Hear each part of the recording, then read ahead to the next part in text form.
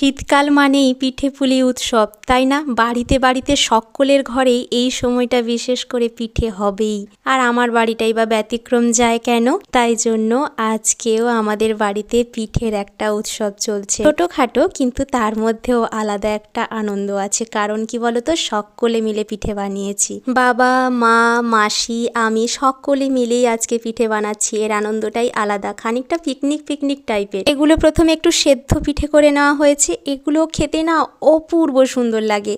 আর যে দুধ পুলি বলা হয়, এই যে দুধ দিয়ে এই পুর পিঠাগুলোকে ভালো করে ফুটিয়ে নেওয়া হয়।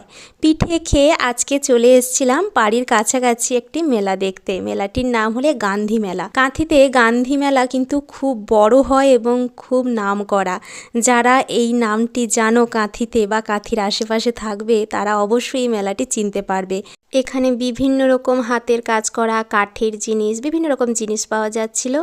তাহলে বন্ধুরা, আজকের ব্লগটি এই পর্যন্ত। ভালো লাগলে please like and subscribe. Radhe Radhe.